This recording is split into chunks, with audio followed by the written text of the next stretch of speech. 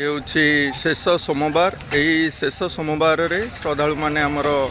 शिवलिंग रे जलाभिषेक करने जल उठे जाउछंती। बंधु मान द्वारा ये जल लगी सुंदर व्यवस्था रही है। आम पारेश्वर महादेव पाखक आसीचे पाखे आज शेष सोमवार होमर काउड़िया भाई मैंने काउड़िया बंधु समस्ते आसी प्रथमे शिवों पाखक दर्शन करने जल लगी करने पूर्वर से नंदी को दर्शन करी मैंने जाइए शिवों निकट को जल लगी करने पारेश्वर मंदिर निकट में आज जो शेष सोमवार जो कार्यक्रम होता तार व्यवस्था आमर श्रद्धालु बंधु मैंने आसार जलाभिषेक व्यवस्था थाए ये पारेश्वर मंदिर देखिपे शेष सोमवार श्रद्धालु मानकर दीपक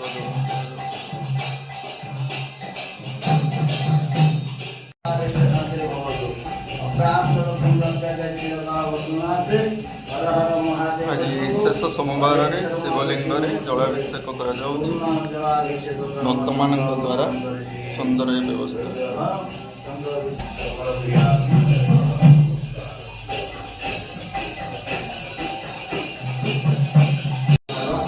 आमर नना पारे आज हूँ माने शेष सोमवार यही शेष सोमवार आम पारेश्वर मंदिर आसती कि नना जाना शिवलिंग कहले मझे जो लिंगटी आमर अच्छी कि लिंगर ये जो चतुर्पार्श्वर जो घेराटी अच्छी तार विषय टे गणपति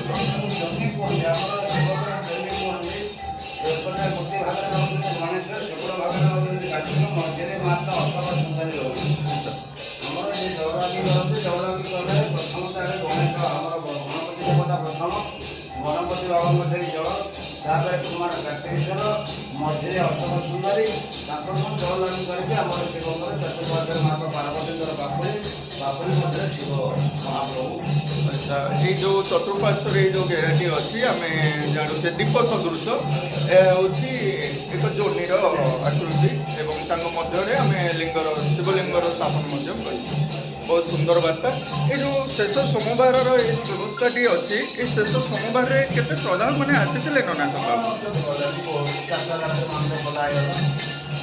मंगल आरती पर 4टा बेले समस्त भक्त मान श्रद्धालु मैंने जलाभिषेक करके ठीक है आप ये करो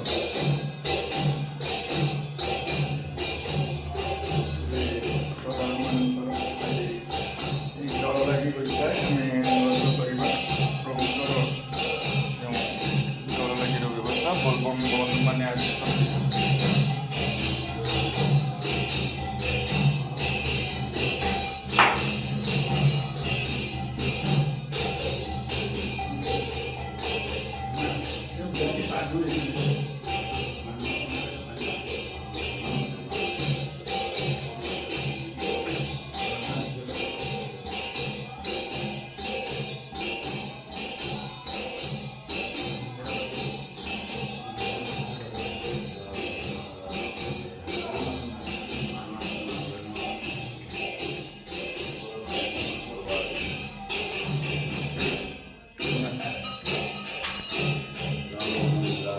प्रभु निकट में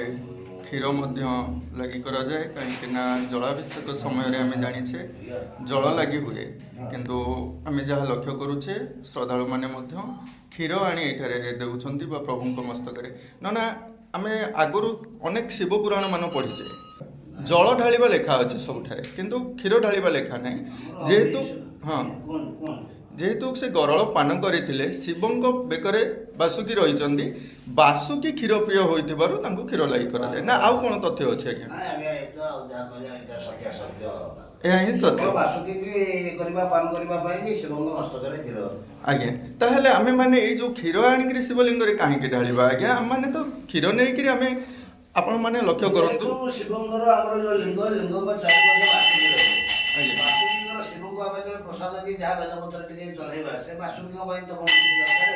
ସେଥିପାଇଁ କ୍ଷୀର ଟିକେ ଟିକେ ଆସିଲେ ବାସୁକୀ ପାଇଲେ ଶିବ ବି କହୁଳି ପାଇଲେ। ବେଲପତ୍ର ପାଇଲେ ଶିବ, ବାସୁକୀ ପାଇଲେ କ୍ଷୀରପାନ ବାସୁକୀ। ଜୟ ଜଗନ୍ନାଥ। ବହୁତ ବହୁତ ଧନ୍ୟବାଦ। ଆଜି କୁନି କାଉଡ଼ିଆ ଯେ ଆମର ଶିବଙ୍କ ପାଖରେ ଜଳଲାଇ କରିବାକୁ ଆସିଛନ୍ତି ତାଙ୍କ ବନ୍ଧୁଙ୍କ ସହ।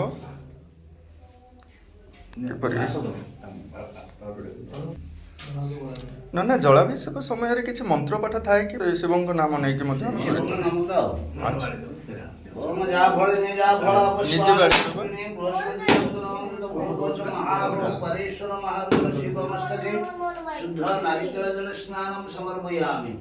ଜଳ ଗଙ୍ଗା ସରସ୍ୱତୀ ବୟସୀ ନର୍ମଦା ଭାରତୀ ଗଙ୍ଗା ଯମୁନା ସରସ୍ୱତୀ ସ୍ନାପୟಂ ବଚମେ ଉଦହୁଙ୍ଗାରି ମହାଜଳ ପବିତ୍ର ଜଳ ଅଭିଷେକ ଧର୍ମ ସଂକଳ୍ପ ଗାଳେ ହର ହର ମହାଦେବ ଶମ୍ଭୁ ହରେଶ୍ୱର ମହାରୁଦ୍ର ବିଦ୍ୟୁତ ପୂର୍ଣ୍ଣ ଜଳାଦିବାସ କର୍ମ ସଂକଳ୍ପ ଯାହା ଫଳରେ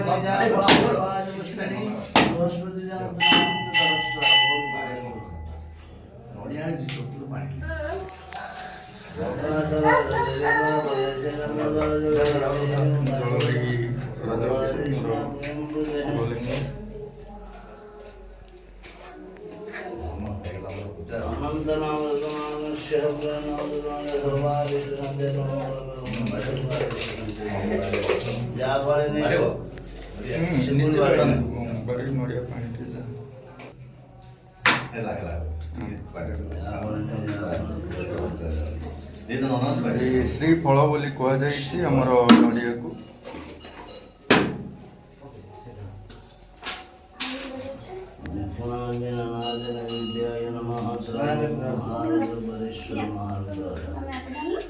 ବ୍ୟବସ୍ଥା ସବୁ ରହିଛି ଆମ ହିନ୍ଦୁ ସଂସ୍କୃତିରେ, ଆମେମାନେ ତାହା ଆଜି ପର୍ଯ୍ୟନ୍ତ ମଧ୍ୟ ପାଳନ କରି ଆସୁଛେ।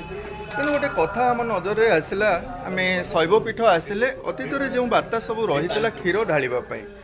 ଆପଣମାନେ ଥରେ ଲକ୍ଷ୍ୟ କରନ୍ତୁ ଦୁନିଆରେ ସତ୍ୟତା କ'ଣ ଅଛି। ଯଦି ଲିଙ୍ଗ ଉପରେ ଆମେ ଜଳାଭିଷେକ କରିବା, ଯେଉଁ ପୁରାଣ ସବୁ ଅଛି ସେ ପୁରାଣରେ ସବୁ ବର୍ଣ୍ଣିତ ହେବା ଦରକାର। କିନ୍ତୁ ପୁରାଣରେ ବର୍ଣ୍ଣିତ ଅଛି ଜଳାଭିଷେକ ଆଜ୍ଞା,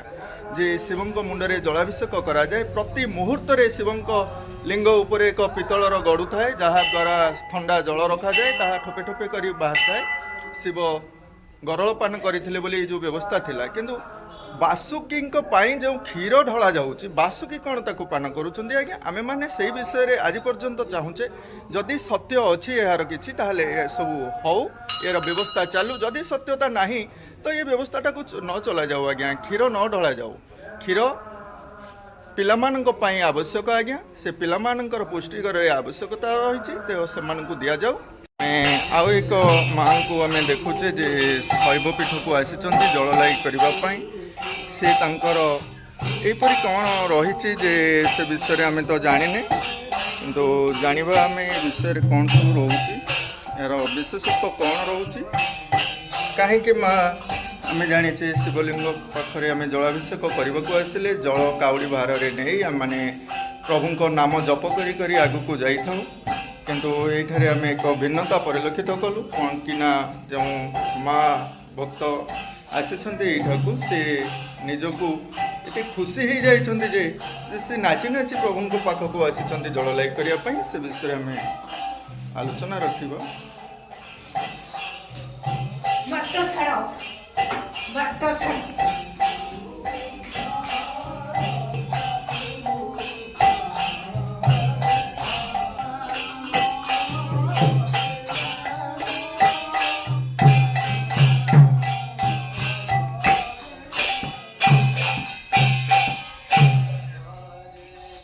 ଆମେ ଟିକେ ଜାଣିପାରୁନୁ କେମିତି କ'ଣ ଏସବୁ ବ୍ୟବସ୍ଥା, ଟିକେ କହୁନାହାନ୍ତି।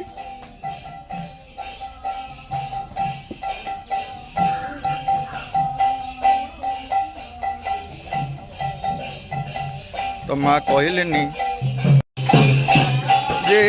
ମାଙ୍କର ଏପରି କାହିଁକି ହେଇଛି। ଆମେ ମାଙ୍କ ସହ କଥା ହେବାକୁ ଚାହୁଁଛେ କିନ୍ତୁ ମା କହୁନାହାନ୍ତି। ମାଙ୍କୁ ପ୍ରାୟ କିଛି ଦେହ ପା ଖରାପ ଅଛି କି, କିଛି ମାଙ୍କ ମୁଣ୍ଡ ଦୋଷ ଅଛି କି? ଭଲ ଭଲ ତ ମା ଆମର ଭଲ ତ। ଆଚ୍ଛା ଆଚ୍ଛା, କାହିଁ ଏମିତି ହେଉଛନ୍ତି ଆଜ୍ଞା? ତାଙ୍କ ଠାକୁର ତାଙ୍କୁ ସ୍ୱପ୍ନ କରିଦେଇଛନ୍ତି ନା କ'ଣ କେମିତି?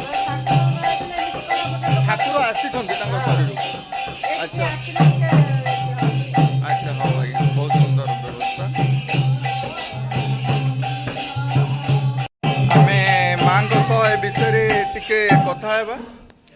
माँ टिके आमे जानिबाकू चाहूँ प्रभुंको महिमा बा समस्त कृपा आपणको देह को आसी जाइछि कि आज्ञा आपण ये जो भक्ति आसुछि केमिति ये भक्ति सब आसुछि हमू टे कहबे कौन 9 जन 9 जन कौन आज्ञा देवादेवी 9 जन अछंती माने कोठी अछंती शरीर रे अछंती आपणको शरीर अछंती अच्छा मंदिर रे अछंती ये ना नहीं मंदिर रे तो अछंती ये कली काल रे आपणको परि भक्त आमे देखि नथिलु ना आज्ञा ए प्रभु माने आसंती आपणको पाखक बोले आमे प्रथम थर पई देखुछु केमते आसंती हमू टे कहबे कि आज्ञा को प्रकार माने प्रभुंकर पंचाक्षर मंत्र कि मंत्र शिखिछ टे गान करूना आज्ञा किछि मंत्र प्रभुंकर गान करंतु मांकर सरीगला बास ठाकुर माँ देहरु माने बाहरी जाइछंती बर्तमान आउ माँ आमको किछि तो कहि परिबेनी ठाकुर थिला बेले किछि कहि थांतो बड़ विपद रे हां कोंतु कोंतु विपद रे थली हां ये माटी छिड़ाई कोंतु माटी छिड़ाई कोंतु मु ठिया हेले सिना छठिया हबो अच्छा अच्छा मु ठिया हेबिनी बा अच्छा आज लास्ट सोमवार और शेष सोमवार पई छिड़ा हेबेनी ना अच्छा मु ताको बंचाई गाड़ी रास्ता रे काहाकू से एका थला ता घरे केई नथले मु रहई गोपन रे जणे जानी पारे ना से बराळ के बराळे बालुंगेश्वर कौन केमती आपनको देह खराब थिला आपण भलो होइछन से विषय टे कहबे जणे कैंसर पेशेंट थी सेठी की मु का आज्ञा ने जाइनी आउ तेणी की मो मुह बंद होई मु पूरा कालो होई जीबी नहीं मेडिकल जाइतिले आपण मेडिकल जाइथिली सेठू मोर केही छा भरसा नथले मु बराळे बालुंगेश्वर कति जाइथिली तांक मरा खाइके जाइथांदी तांकरी करुणा रे